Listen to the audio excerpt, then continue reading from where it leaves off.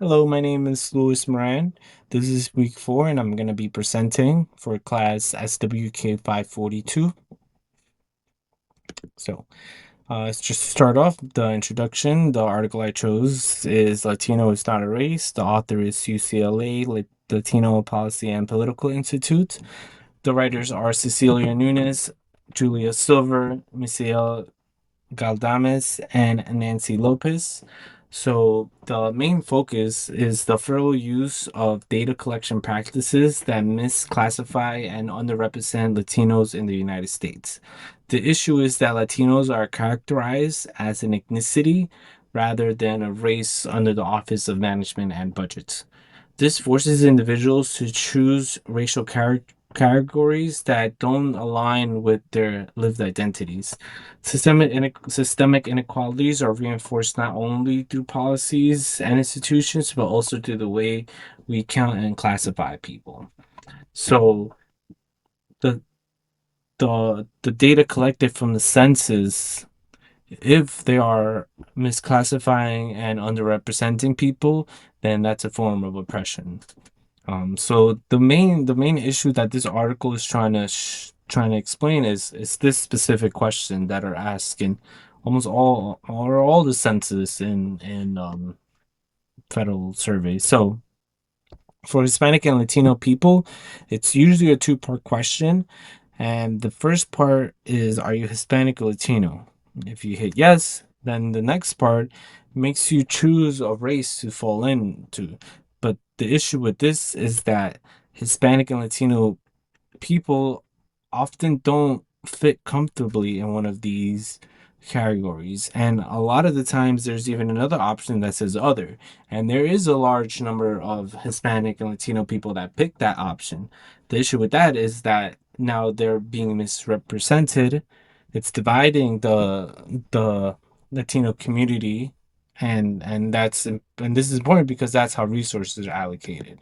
So to summarize the article, the main argument is, if society continues to view Latino X community only by their ethnic group, then the racial diversity is obscured, which contributes to systemic invisibility and reinforces oppression.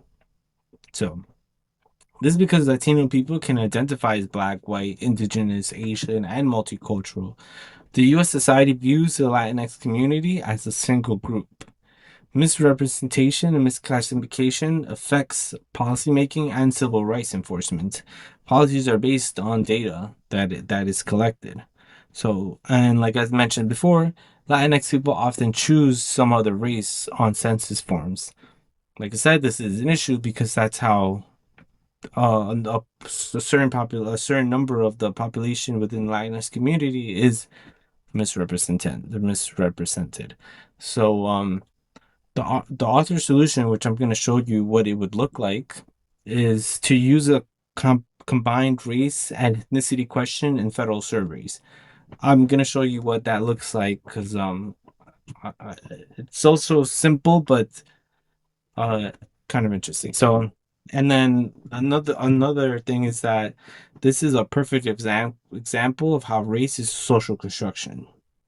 The way the U.S. society views Latinx people, it's in itself based on social and political factors, is creating the rules for what the race consists of.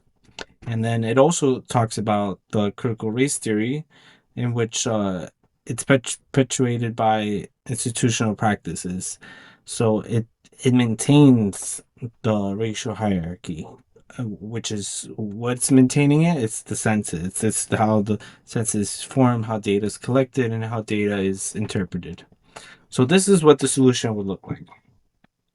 Instead of it making a two-part question, it's just one question that says, what is your race and or ethnicity? You would pick all that apply within this list. I feel like this is a lot simpler if the Latino community, the members of the Latinx community could pick one option, and that group is going to be better represented like this. And once you have that group within itself, then you could start going into the subcultures rather than where it was before, having people try to pick their own subcultures and then that resulting in misclassification. So to analyze the article, the this article does have a lot of strengths, and its main strength is raising awareness for a social issue that often goes unnoticed. Over the years, we've questioned ourselves over this, but that's as far as it gets, just the question. This article also demonstrates how vital data collection is to accurately represent communities.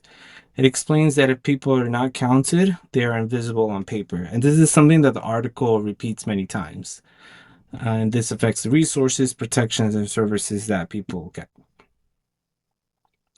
Shows that oppression can be found in bureaucratic and policy systems, as we see with the census and the office. A social worker is able to examine the social issue using social construction of race theory and critical race theory. I think this is a very good example for both. So, the limitations of the article. The article is very data driven, so there is a lack of personal stories and first-hand accounts. It does not mention other advocacy groups that deal with this social issue. Uh, Focus primarily on federal policies and data. So throughout the article, they do show a lot of facts. They reference the census a lot.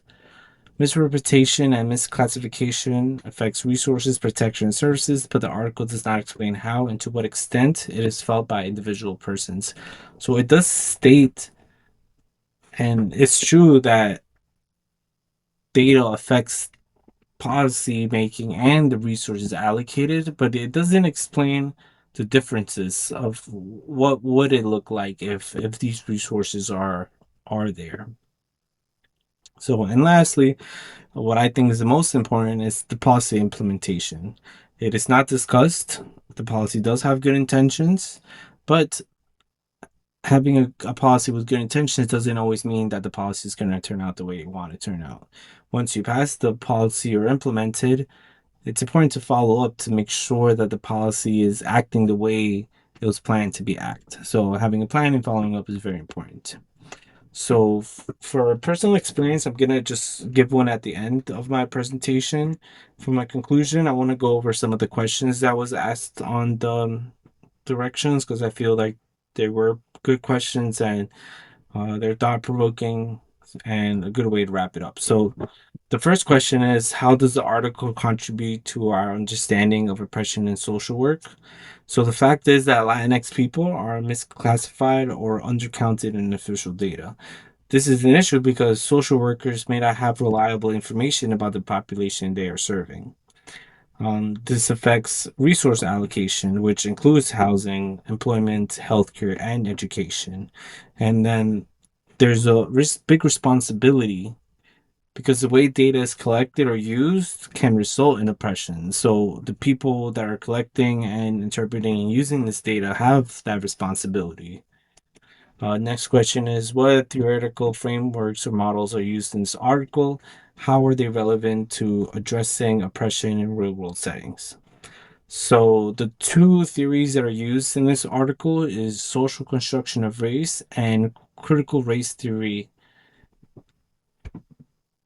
Yes, those are the two. So the first one, social construction of race, the Latino identity is not a biological race, but a political and socially constructed category. So the way the US society thinks has classified all Hispanic and Latinos into one ethnic community.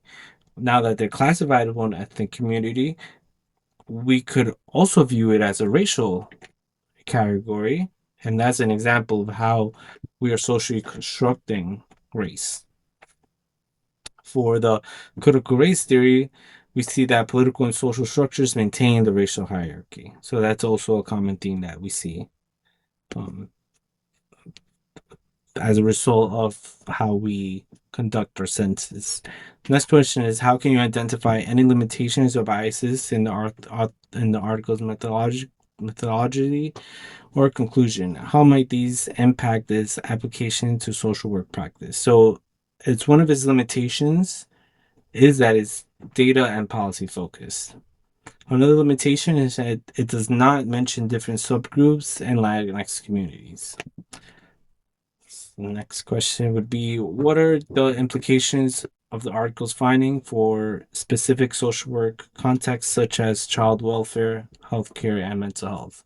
So just going down through each one, within child welfare, misclassification may lead to underestimating the resource need for children. In healthcare, it could determine access and outcome to care provided to Latinx people. In mental health, it contributes to stigma and creates barriers to treatment.